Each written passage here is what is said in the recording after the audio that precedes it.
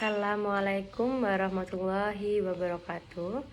Perkenalkan, nama saya Farah Sausan Asalwak, kelas C dari Prodi Perbankan Syariah. Di sini saya akan menjelaskan tentang materi etika dan tanggung jawab sosial bisnis. Yang pertama, saya akan menjelaskan apa yang dimaksud dengan etika bisnis. Etika merupakan cabang filsafat yang berkaitan dengan pemikiran mengenai apa yang baik dan buruk, serta prinsip-prinsip moral yang mengatur perilaku manusia. Ada beberapa etika yang akan saya jelaskan, yaitu etika di tempat kerja, etika individu, etika bisnis, dan manajerial. Yang pertama, etika di tempat kerja. Etika di tempat kerja adalah keyakinan tentang apa yang benar dan salah atau baik dan buruk.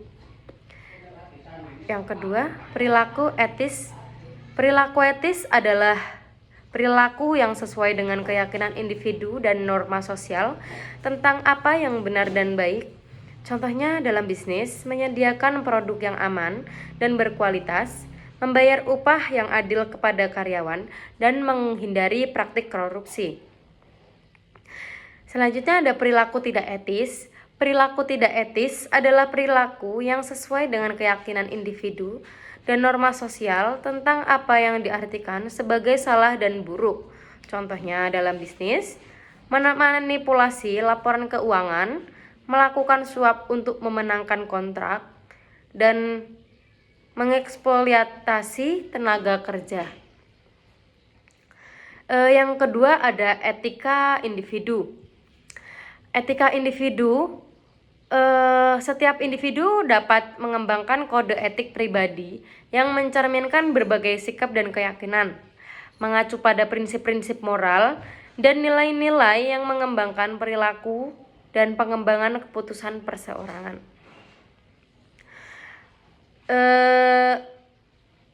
Dalam kehidupan sehari-hari, ini melibatkan bagaimana seseorang bertindak, berinteraksi dengan orang lain, dan membuat keputusan berdasarkan standar moral pribadi. Etika individu mencakup berbagai aspek kehidupan, mulai dari hubungan pribadi hingga profesionalisme di tempat kerja.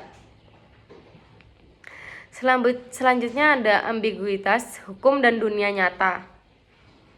Masyarakat umumnya mengadopsi hukum formal yang mencerminkan standar etika atau norma sosial yang berlaku. Yang ketiga ada etika bisnis dan manajerial. Yang dimaksud dengan etika bisnis adalah istilah yang sering digunakan untuk merujuk pada perilaku etis atau tidak etis oleh karyawan dalam konteks pekerjaannya. Etika manajerial adalah keputusan manajemen untuk memandu manajer, membicarakan apa yang baik dan buruk, dan apa tugas dan kewajiban moral, dan sebagai sebuah studi bagaimana keputusan kita mempengaruhi orang lain dalam pekerjaan mereka serta lingkungannya. Dalam menilai perilaku etis juga dapat dilakukan dengan mengumpulkan informasi faktual yang relevan, analisis fakta untuk menentukan nilai moral yang paling tepat, membuat penilaian etis berdasarkan benar atau salahnya kegiatan atau kegiatan kebijakan yang dinilai. Ada juga 4 norma etis, yaitu kegunaan, hak keadilan, dan kepedulian. Yang pertama saya akan menjelaskan tanggung jawab sosial. Tanggung jawab sosial mengacu pada kewajiban individu atau organisasi untuk bertindak demi kepentingan terbaik masyarakat secara keseluruhan. Berarti bertanggung jawab terhadap dampak sosial lingkungan dan ekonomi dari tindakan mereka yang berusaha untuk membuat kontribusi positif bagi masyarakat. Ada juga kelompok dan individu ini disebut pemangku kepentingan organisasi yang secara langsung dipengaruhi oleh praktik organisasi dan oleh karena itu memiliki andil dalam kinerjanya. Pemangku kepentingan utama yaitu di dalam organisasi bisnis ada investor, pemasok, pelanggan, masyarakat sekitar, dan emerge. Setiap pemangku kepentingan memiliki tujuan dan kepentingan yang berbeda. Namun semuanya berperan penting dalam kesuksesan dan keberlanjutan bisnis. Yang pertama, tanggung jawab sosial.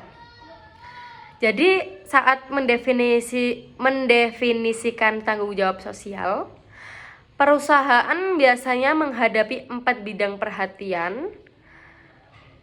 Tanggung jawab terhadap lingkungan, contohnya perusahaan manufaktur yang mengurangi emisi karbon atau menjalankan program daur ulang dan mengelola limbah yang efektif untuk mengurangi sampah dan menciptakan lingkungan kerja yang lebih bersih dan hijau. Selanjutnya, tanggung jawab terhadap konsumen.